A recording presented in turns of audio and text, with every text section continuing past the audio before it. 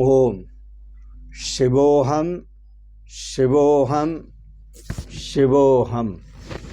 ओम सच्चिदानंद रूपाय विश्वोत्पत्त्यादि Hathaway तापत्रय विनाशाय श्री कृष्णाय वयं नमः। श्री कृष्णाय वयं नमः। ओम ध्येयं सदा परिभवग्नमभीष्टदोहं तीर्थास्पदं शिवविरञ्चिनुतं शरण्यं भृत्यार्तिहं प्रणतपालभवाब्धिपूतं वन्दे महापुरुषते चरणारविन्दं। वन्दे महापुरुषते चरणारविन्दम्।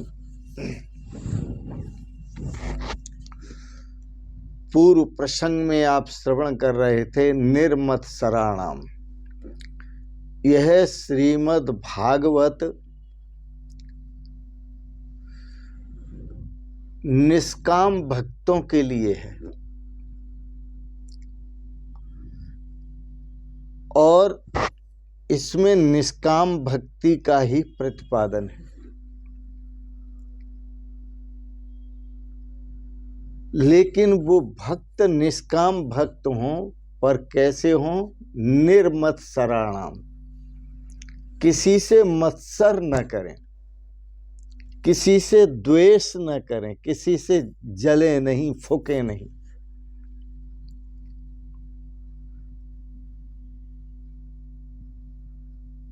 वह कल आप श्रवण कर रहे थे चांगदेव जी का और संत ज्ञानेश्वर का दृष्टांत। चांगदेव जी को मत्सर हो गया। श्रीमद् भागवत कहती है निर्मत्सराणाम। यह भगवान के प्रसंग तो मत्सर रहित जो हैं उनके लिए हैं। श्रीमद् भागवत निर्मत्सराणाम, जिनका जीवन मत्सर रहित है उनके लिए है श्रीमद् भागवत। यह दृष्टांत हमको बताता है कि आप अपने मन पर नियंत्रण रखो, किसी से मत्सर करने की अपेक्षा मन में प्रेम लाओ। प्रेम से मन को बस में करो और प्रेम से मन को बस में करना ही उत्तम है। चांगदेव हठ योगी थे, इसलिए उन्होंने हठात बलपूर्वक मन को बस में किया था। परंतु ज्ञानदेव जी महाराज जो थे वो ज्ञानी थे। उन्होंने श्री गीता पर, श्रीमद् भगवत गीता पर भी टीका की है। उनका जीवन दार्शनिक था, बहुत पवित्र जीवन था। तो जब हम प्रेम से मन को बस में करते हैं, हठात नहीं, बलपूर्वक नहीं, यदि हठात बलपूर्वक बस में करते हैं तो उसमें मत्सर पैदा होगा, और प्रेम से बस में करते हैं तो हमारा हृदय विशाल बनेगा, हमारा हृदय पिघलेगा, हमारे हृदय में भक्ति का संचार होगा। और मत्सर करने वालों के तो इहलोक और परलोक दोनों बिगड़ते हैं। मत्सर का मतलब दूसरों से, अपने से अच्छों को, उन्नति करते हुए को, सुखपूर्वक रहते हुए को देखकर उनके साथ ईर्ष्या करना, उनके साथ द्वेष करना। ऐसा करने से उसके दोनों लोक बिगड़ते हैं। यह लोक भी बिगड़ जाता है और परलोक भी बिगड़ जाता है। इसलिए मन में मत्सर न रखो, मन में जो मत्सर है उसको निकाल दो। जब मन से मत्सर निकल जाएगा तो मनमोहन भगवान श्री कृष्ण अपने आप ही मन में आकर बैठ जाएंगे। भगवान श्री कृष्ण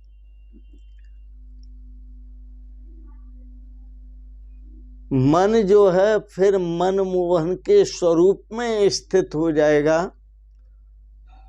वो इधर उधर नहीं जाएगा। तो कथा सुनकर के जीवन में श्रीमद् भागवत की कथा को चरितार्थ करें, अपने जीवन में आचरण में लाएं और अपने जीवन में चरितार्थ करने वाले, अपने जीवन में आचरण करने वाले, सुनकर आचरण करने वाले ऐसे बहुत कम लोग होते हैं। कथा सुनो और कथा के सिद्धांतों को जीवन में उतारो, उनको जीवन में आचरण करो।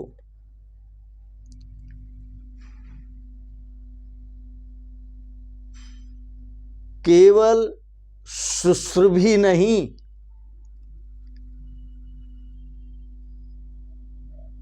कृतभी भी बनो। केवल श्रीमद् भागवत की कथा को सुनते ही न रहो, उसे अपने जीवन में उतारो, उसे आचरण में लाओ। किसी भी जीव के प्रति रखा गया कुभाव ऐसा समझें कि ईश्वर के प्रति रखा गया कुभाव है, क्योंकि सब भगवान का ही तो स्वरूप है। इसलिए श्रीमद् भागवत में कहा निर्मत्सराणाम,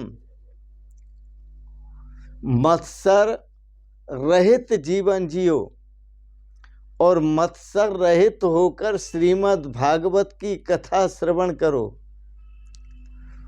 क्योंकि सबके हृदय में भगवान का वास है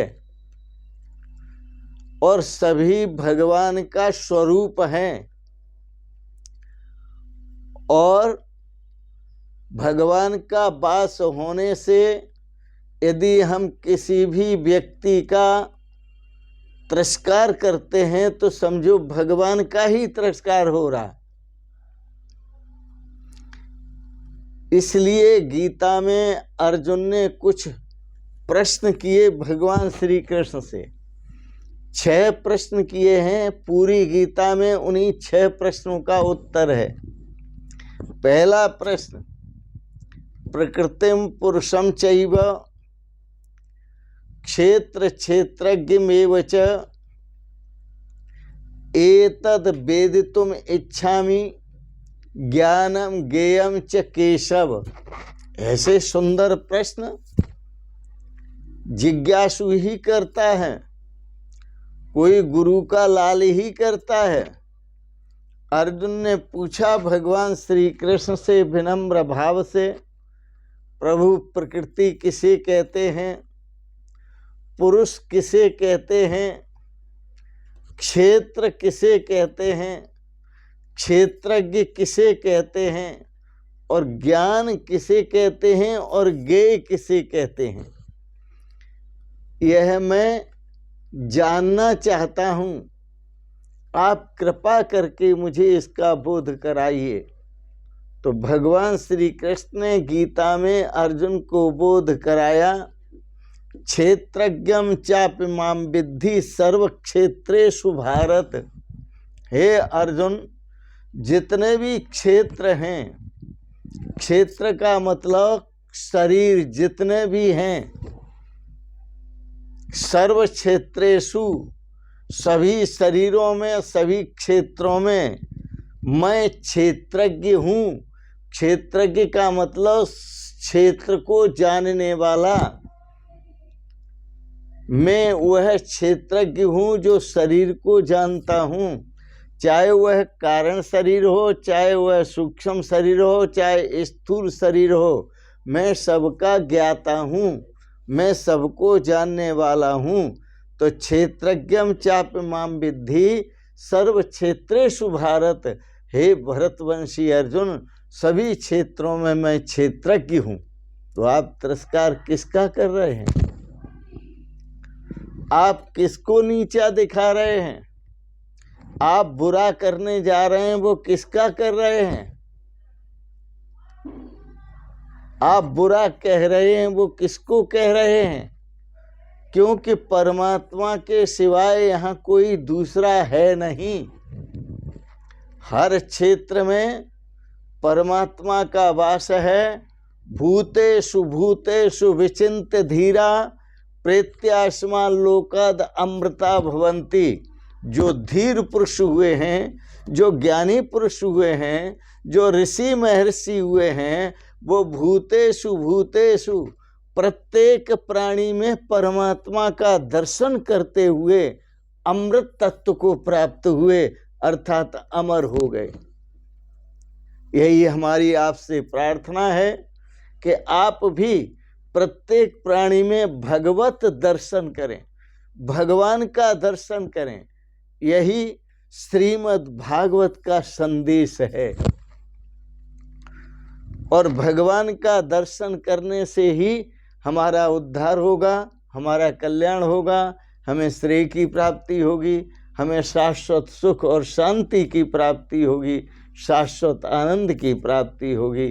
तो इन शब्दों के साथ वाणी को विराम देते हुए आपने बड़े प्रेम और श्रद्धा से श्रीमद् भागवत के प्रसंग को श्रवण किया, इसके लिए बहुत बहुत अनुग्रहित हैं और आप सबके प्रति अनंत मंगलमयी शुभ कामनाएं करते हुए बहुत बहुत आशीर्वाद, बहुत बहुत प्रणाम। शिवोहम शिवोहम शिवोहम।